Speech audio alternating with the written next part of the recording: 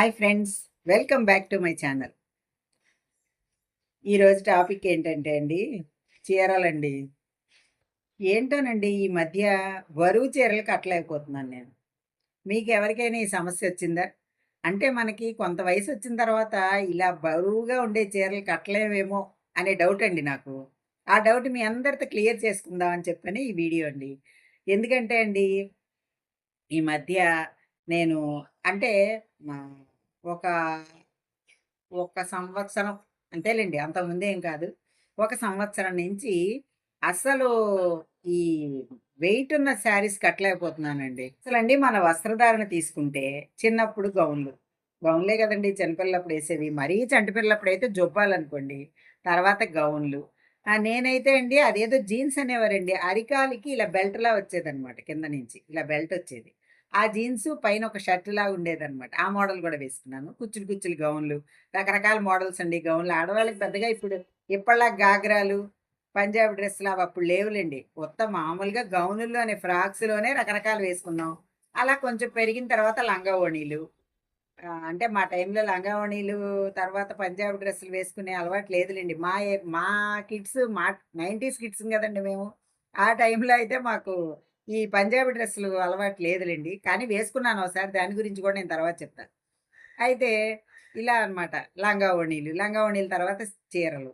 అసలండి mature అయిన తర్వాతే మా అమ్మగారు చీర కట్టిచ్చేశారు. మెచ్యూర్ ఫంక్షన్‌లోనే చీర కట్టిచ్చేశారు. అంటే కొన్ని సాంప్రదాయాల్లో మెచ్యూర్ అప్పుడే శారీస్ కట్టిచ్చేస్తారులెండి. అలాగే కట్టిచ్చారు. ఇక తర్వాత దాదాపుగా కంటిన్యూ అయిపోయిందండి చీరలు కట్టడం. లంగా ఓణీలు కూడా ఎప్పుడండి చదువుకునేటప్పుడు 10థ్, ఇంటరు ఆహ్, 8, 9థ్, 10థ్ ఆ 3 ఏళ్ళు ఇంటర్ అయ్యే వరకే లంగా ఓణీలండి. ఒక 5 ఏళ్ళు యేసుకున్నానేమో. తర్వాత అడపా ఓణీలు పెళ్ళయ్యేదాకా మధ్యలో చీరలు అలా. చీరలు ఎక్కువ కట్టేయడం అలవాటయిపోయిందండి. ఆ లంగా ఓణీలు గూడా అప్పుడు ఎక్కువ జతలుండేవి కాదండి. ఇప్పుడన్ని బట్టలెక్కడున్నాయి? 3 జతలు మామూలు రెగ్యులర్‌వయితే ఒకటి మంచిదుండేది. దీని మీద ఓణి, దాని మీదకి, దీని మీద లంగా, దాని మీదకి ఇట్లా మార్చుకుంటూ అవే బోలెడున్నట్లుగా మేము కట్టుకునేవాళ్ళమండి. అప్పుడు పద్ధతది. తర్వాత చీరలు కట్టడం మొదలుపెట్టాకండి, అప్పుడు మాకు తెలీదండి బరువు చీరలు, తేలిక చీరలు ఇవన్నీ ఏం తెలీదు. మోడల్ బ్లౌజులు కూడా వేసుకునేదాన్నండి. అంటే నేనే కుట్టుకునేదాన్ని.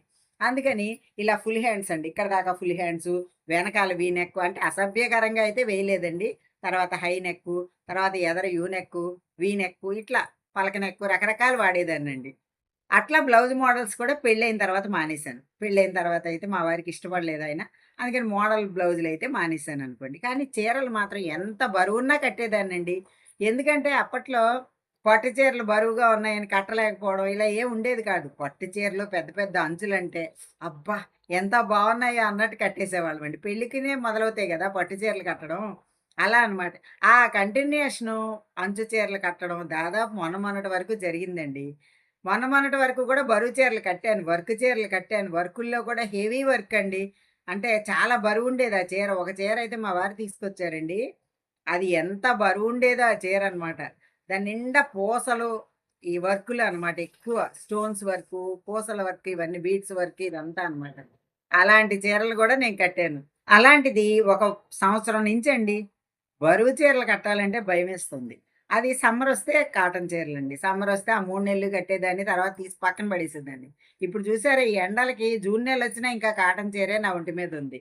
కాటన్ చీరలే కడుతున్నామనుకోండి. కానండి ఈ హెవీ శారీస్ కట్టాలంటే చాలా అన్‌కంఫర్టబుల్‌గా ఫీలవుతున్నానండి నేను. తర్వాత అండి లైనింగ్ బ్లౌజులు. అసలు లైనింగ్ బ్లౌజులండి ప్రతి చీరలోది ఎంతో ఇష్టంగా నేనే కదా కుట్టుకోవడం. మనకేం కుట్టుకూలి పని గూడా లేదు కదండీ! అందుకని చక్కగా కుట్టుకొని కట్టేసుకునేదాన్నండి. ప్రతి చీరకి మ్యాచింగ్ బ్లౌజ్ కట్టుకునేదాన్ని. అలాంటిది ఆ బ్లౌజులు వేసుకుంటుంటే ఇబ్బందికరంగా అనిపిస్తుందండి. అంటే మీకు కూడా ఇలా ఎవరికైనా ఈ అనుభవం ఎదురైందా అని ఈ వీడియో అండి. చాలా మందికి అనిపిస్తుంది కదా! బరువుగా కట్టలేమని. మా ఫ్రెండ్ కూడా అండి ఆవిడ ఎప్పుడో కాటన్ చీరలోకి దిగిపోయారు.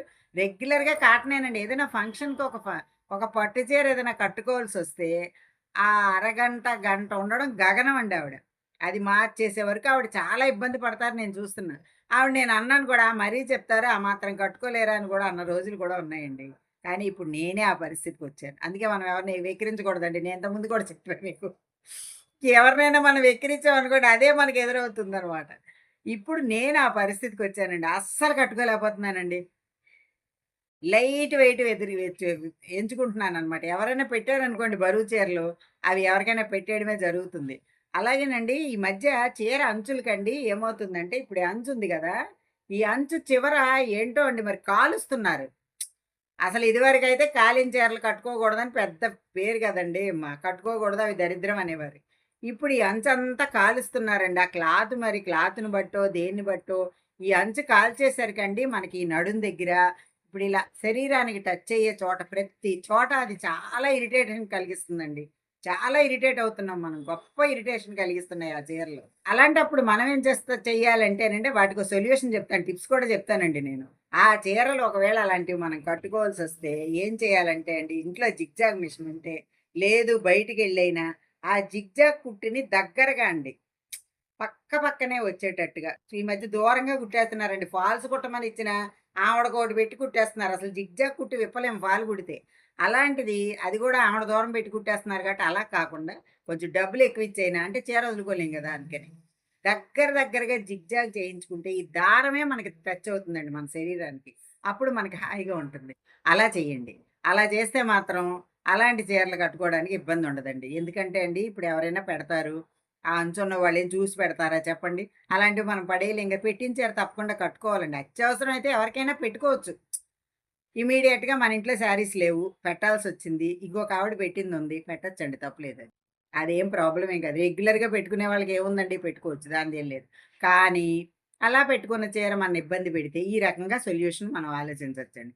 ఇన్ని సొల్యూషన్స్ చెప్తున్న నేను కట్టుకోలేకపోతున్నానండి. బరువు చీరలైతే కట్టలేకపోతున్నాను. చాలా లైట్ వెయిట్ ఉన్నయి తీసుకుంటున్నా. ఎవరైనా పెట్టినా నాకు కాటన్ చీరలు పెట్టండి, లేకపోతే లైట్ వెయిట్‌వి పెట్టండి అని అడిగే పరిస్థితికొచ్చేసానండి. మీకెవరికైనా ఇలాంటి పరిస్థితి ఎదురయిందా? అంటే కొంత వయసొచ్చిన తర్వాత మనం కట్టుకునే చీరలు గూడా మనం మొయ్యలేము అనే స్టేజ్‌కొస్తామా? అంటే ఒకటండి స్కిన్ కూడా కొంచెం డెలికేట్ అవుతుందేమో నా ఉద్దేశం ప్రకారం.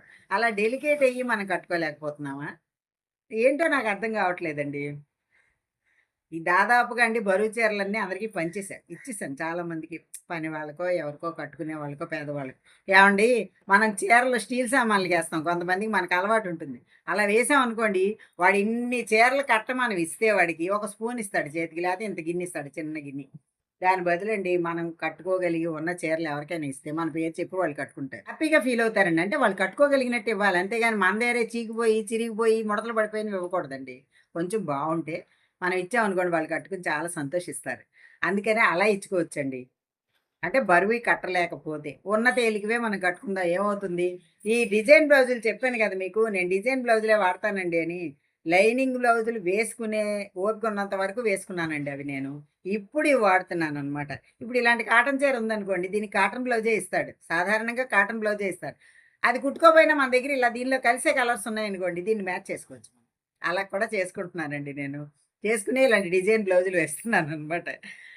ఇక కాటన్ చీరలు ఇంకెన్నాళ్ళు కడతామో. ఎందుకంటే సమ్మర్ ఇంకా ఉంటూనే ఉంది మనకి. వర్షాలు పడుతున్నా అండి మా మచిలీపట్నంలో అయితే ఓ పక్క వర్షాలు పడుతున్నాయి, ఓ పక్క ఎండలు దంచేస్తున్నాయి. అందుకని ప్రస్తుతం కాటన్ చీరలే. కానండి ఇలా ఎవరికైనా ఎదురవుతుందా? ఒకప్పుడు కట్టుకున్న బరువులు మనం కట్టుకోలేకపోతున్నాం అనే ఫీలింగ్ ఎవరికైనా కలుగుతుందా? తప్పకుండా కామెంట్లు తెలియచేయండి. ఎందుకంటే ఇవన్నీ మన నిత్య అనుభవాలండి. మనం మన అనుభవాలనే నేను చెప్తున్నాను. నేనేం వెరైటీగా ఏవో ప్రవచనాలో, సూక్తులో చెప్పట్లేదండి. కొంతమంది అనుకుంటారు సూక్తులు చెప్తుంది, ప్రవచనాలు చెప్తుందని. అంత ప్రవచనకర్తని కాదండి నేను. అంత గొప్పదాన్ని కాదు. నేనిలా మాట్లాడితే నచ్చుతున్నాయని కొంతమంది కామెంట్స్ పెడుతున్నారు కాబట్టి వీడియోస్ చేస్తున్నాను అంతేనండి. అంతకు మించి ఏమి లేదు. నేనొక హాబీగా చేస్తున్నాను. అంతేగానండి ఎవరిని నొప్పించాలనో, ఇబ్బంది పెట్టాలనో కాదు. తర్వాతండి నేను ఇంకో విషయం మధ్యలో మీకు మొట్టమొదట్లో ఒక విషయం చెప్పా. పంజాబీ డ్రెస్ అనే టాపిక్ వచ్చినప్పుడు నేను కూడా వేసుకున్నానండి. కానీ రెగ్యులర్‌గా కాదు. అది చెప్తాను దాని గురించి అన్నాను కదా! పంజాబీ డ్రెస్ వేసుకున్నానండి. ఎందుకంటే మేము నేను మా వారు సూర్య నమస్కారాలు నేర్చుకోవడానికి వెళ్ళేవాళ్ళం అనమాట. కొన్నాళ్ళు నేర్చుకున్నాము. అప్పుడు పంజాబీ డ్రెస్ తీసుకున్నారు మా వారు తెచ్చిపెట్టారు. అప్పుడు మాత్రం అది వేసుకొని వెళ్ళేదానండి. ఎందుకంటే సూర్య నమస్కారాలు లాంటివి చేసినప్పుడు శారీతో మనకు అనుకూలంగా ఉండదు. కొన్ని అంటే ఆసనాలు కూడా వేయించేవారాళ్ళక్కడ యోగాసనాలు కూడా. కొన్ని ఆసనాలు వేసినప్పుడు కూడా కుదరదు. అలాంటి టైంలో పంజాబీ డ్రెస్ వేసుకోవచ్చండి. అందుకని చెప్పని అప్పుడు ఒక కాటన్ డ్రెస్ కొన్నారు. అది వేసుకున్నాను. దాని అవసరం తీరిపోయిన తర్వాత మళ్ళీ ఎవరికో ఇవ్వడమో ఏదో జరిగింది మొత్తానికి. అట్లా అండి. అంతేగాని అలా అని ఎక్కువగా నేను పంజాబీ డ్రెస్సులు వేసుకోలేదు. అలా అని బరువు చీరలు కట్టలేదని నేను చెప్పనండి. మొన్నటి వరకు దాదాపు 1 ఇయర్ బ్యాక్ వరకు కట్టాను. ఇప్పుడు కూడా కొన్ని ఏవో ఉన్నాయండి. మినిమమ్ అంటే మరీ ఇంపార్టెంట్ వాళ్ళు పెట్టినవో, లేదు మనకి చాలా ఇష్టమైనవి కొన్ని ఉంటాయండి. అలాంటివి వదులుకోలేం. అవేవో తీపి గుర్తులుంటాయి వాటికి. అందుకని చెప్పని అలాంటివైతే మాత్రం కడతానండి. నేను కూడా ఇప్పుడు కూడా కడతాను. కాకపోతే ఇప్పుడన్నీ ఏసీ ఫంక్షన్ హాల్సే కాబట్టి, ఆ ఫంక్షన్‌కెళ్ళిన కాసేపు అట్లా అట్లా గడిపేసి వచ్చి రాంగానే దాన్ని మార్చేసి ఒక కాటన్ చీర కట్టుకుంటే నాకు హాయిగా అనిపిస్తుందండి. మీ అందరికి ఏమనిపిస్తుందండి? ఇలా నా వయసొచ్చేసరికి మీకలా అనిపిస్తుందా? లేదు చిన్న పిల్లలు కూడా కొంతమంది లైట్ వెయిట్‌లు అంటున్నారు ఈ మధ్య నేను అది కూడా వింటున్నా. అలా కూడా ఎవరికైనా అనిపిస్తుందా? మీకెవరికైనా అనిపిస్తే నాకు తప్పకుండా కామెంట్స్‌లో తెలియచేయండి. ఏవండీ వీడియో బోర్ కొడితే మాత్రం చూడొద్దండి. ఎందుకంటే అండి ఇవన్నీ నిత్య అనుభవాలు. మామూలుగా జరుగుతున్నవే నేను చెప్తున్నాను. మీకెవరికైనా ఇష్టం లేతే అస్సలు చూడొద్దండి. స్కిప్ చేసేయండి. నేనేమనుకోను. నాకు వ్యూస్ రావట్లేదని చెప్తున్నా గదా! వ్యూస్ రాకపోయినా పర్వాలేదండి. నేను కాలక్షేపంగా చేస్తున్నా అంతే. నేనిలా చేయడం నా హ్యాపీనెస్ అండి. ఎందుకంటే నేను కొంత హ్యాపీగా ఫీల్ అవుతున్నానండి. అంతే. ఇంకా నేను వివరించి చెప్పలేను. మీకు ఈ వీడియో నచ్చిందా? నచ్చితే లైక్ చేయండి, షేర్ చేయండి. మరిన్ని వీడియోస్ కోసం నా ఛానల్ సబ్స్క్రైబ్ చేయండి. Thank you.